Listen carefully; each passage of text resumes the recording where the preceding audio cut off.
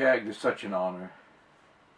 I actually like the tagging videos. I consider myself to be a new YouTuber, and I know that tagging was like hot a long time ago, and then it wasn't for a long time. And then I got tagged, and I tagged some other people, and there was some really violent responses to that. Oh, violent. Some people didn't like tag. I was amazed by the reach that it has. You know, you tag one person or you tag three persons and they tag people, and it's, you know, it does what it's supposed to do, and it reaches a lot of people. I thought that was nice. So, Lactobacillus Mark tagged me. This thing is going around. 5 random gaming related facts about me that you don't really care to know about. Now, since I have no clue what you do or do not care to know about, I'm just going to name some random facts that are not so random because I wrote them down. I don't want to be sitting here thinking or trying to think of something, then get brain freeze and not be able to come up with something. So I sort of, wrote a couple of things down.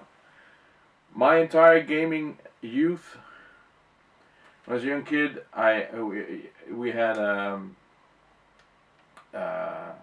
sort of a chip shop in the neighborhood, and we had a cabinet there, a video game cabinet. That was my first contact with actual video gaming, and that set the bar for me. That's what I wanted at home. And I spent the better part of my youth with Frank, who was my friend back then. Frank was older than I was, and he, you know, we were in the same class or something, and I can remember the day that I went home with him to play video games, and there were entire summer vacations that I'd call him every day, and I'd be at his house every day, and we'd play video games I cannot begin to make, you know, a tally of the number of games that we played. It is amazing, and it was across 3 consoles back then. It was the Philips Video Pack, you know, the Odyssey 2, the Atari 2600, and the Commodore 64. And the only thing that I was concerned with was being able to play arcade games at home for nothing. You know, I am, what do I say, you know? Every time I hear the Americans talk about paying $0.25 for a video game in a gaming cabinet, or the Japanese 100 yen, I don't know, that sort of sounds like we had to pay a lot of money for a single game. We paid 1 guilder, which was basically $0.50.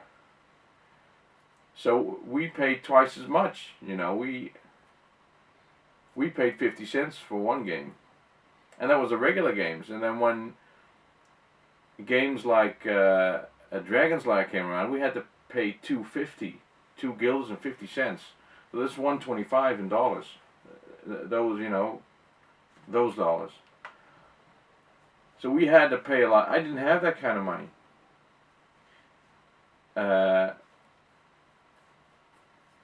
So playing video games for free at home, that was the shit, you know, that was the goal. And I would be disappointed every time I saw something that was supposed to be an arcade port that just sucked balls. I think, no, this is not, you know, it's nice that it's free, but it's bullshit. And we had a ton of games. I have an extra fact. I have 6. My friend Frank borrowed like a case of tapes. I think, you know, there were like 20 or 30 tapes in there. I mean actual cassette tapes that the Commodore games came on. And we started playing them until we figured out, you know, and we thought we were being really smart by saying, you know, let's copy these tapes so that we have them too. You know, it was our first act of piracy.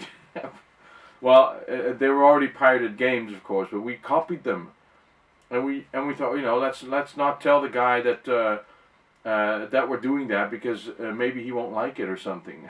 And then we returned the games to him after a while, because we can do that after a week. You know, we had to sort of keep it for a while, and that's all we only played pirated games. And a lot of those games, I never saw the arcade games for that. It was just, you know, a game would come by and say, yeah, I don't like this. I don't know it. And we'd skip it.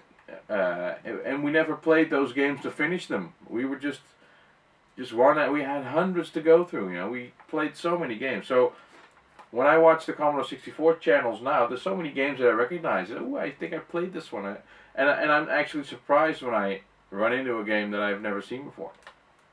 Anyway, Frank, I spent, I think, 99% of my free time with Frank playing video games, because he had the console. Which leads to my second fact. I never had, no, I did.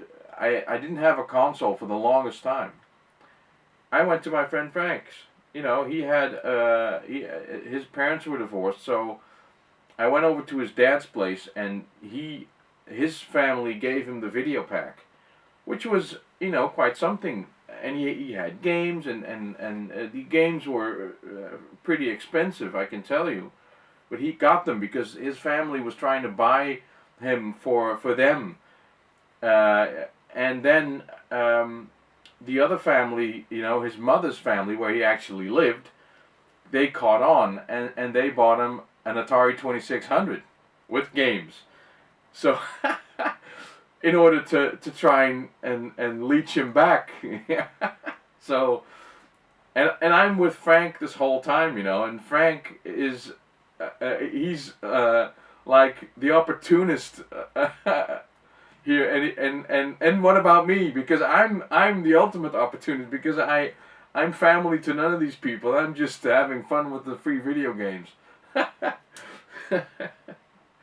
Oh man, I can remember that there were weeks that Frank was supposed to be at his dad's place, but all he did was he'd wake up and wait for me to arrive, and then we'd scoot off to his mom's house, play the Commodore 64 all day, and then at nighttime, dinner time, he'd go back to his dad's place. It would explode by the time he got back. What do you? It was fun. Frank didn't care about either family, by the way. But they didn't know that, I think. It's a very weird place to be in. So I didn't have my own console. I got my first video pack much later. My mom got it for me.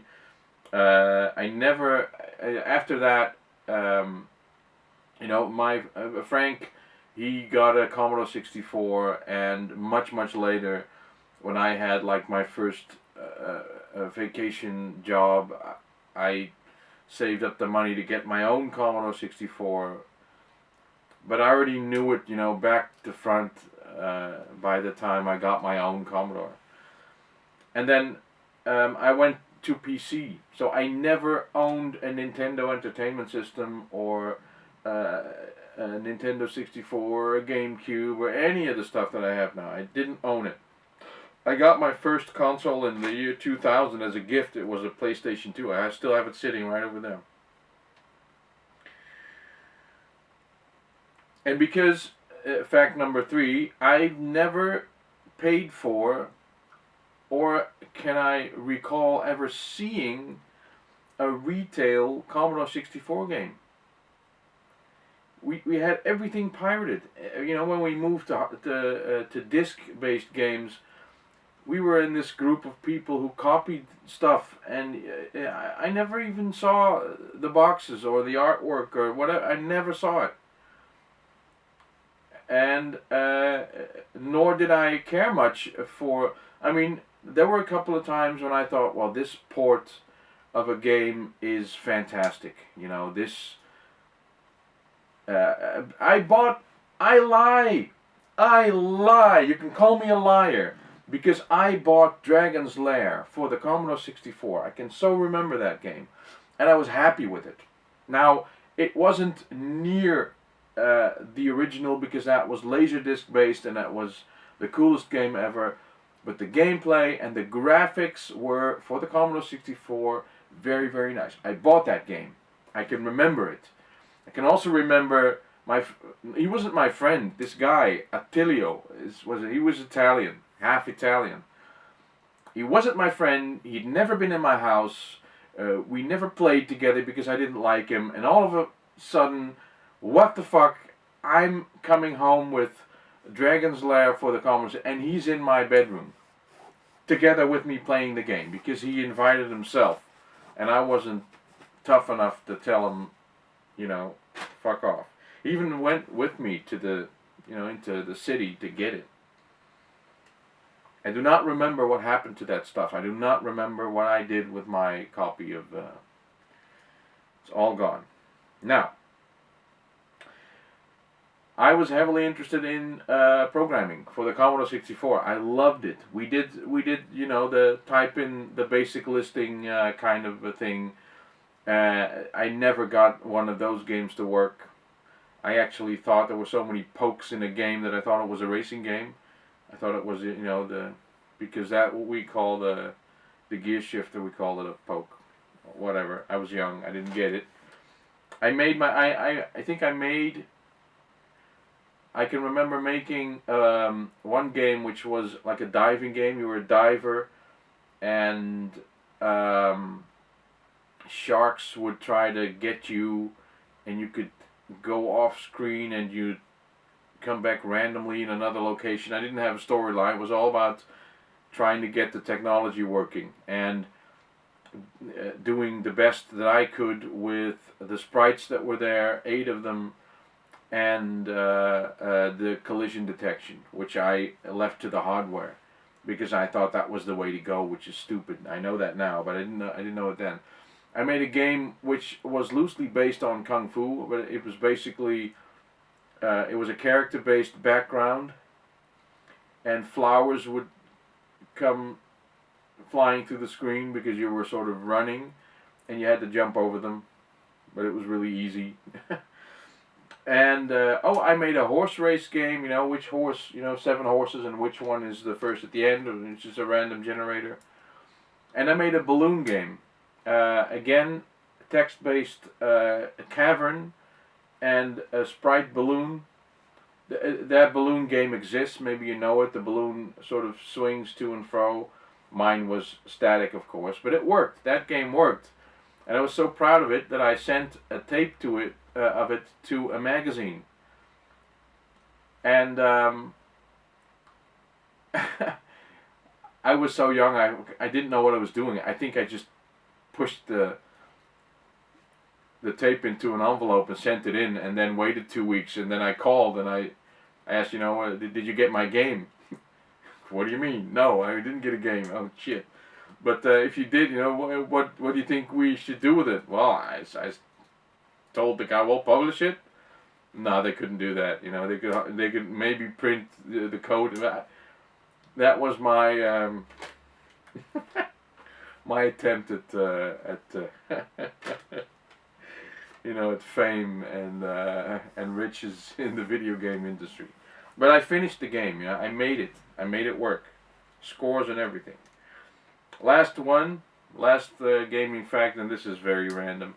I was into game programming, and as a young teenager, anything that has to do with pornography is interesting, and it still is, by the way. But when you're that young, and I ran across this game in my vast pirated library of Commodore 64 games.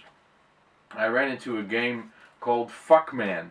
Well, you can imagine the goal of the game. It was like a coming first match, and it was character based. No, it was sprites, but it was programmed in BASIC. So I looked at some of the really interesting code there, and it was an enjoyable game.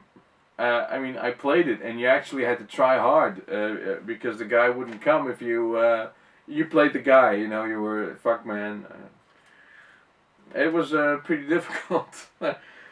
And then, because I had the code actually, I found out that the guy who wrote that game was in my school. I knew him. I never confronted him about it though. Fuckman. So if you ever come across a game called Fuckman on the Commodore 64, you think of me, okay? Random. They do not come more random than my five facts, I think. But I will challenge the following 1, 2, 3, 4. I don't even know how many I'm supposed to tag, but I'm gonna do 5, probably because you know the 5 questions. Dave Webster, I want to see you do the 5 questions. Cojones de Loro, I don't know if that's your thing, Daz, but you know if it maybe it's yeah, a nice change. Lone Boys Post 1975. I'm pretty sure you like you're full of facts, so you're definitely you just keep it down to 5, please. Then because I've been watching some of your stuff, Labasu 77. Let's hear it. You know, I'm very you seem to know so much about games. There must be a lot of random facts for you to be told. And Donnie Campbell. Donnie, you're up. Let's hear about your stuff. That's it, guys. I'm gonna edit and upload.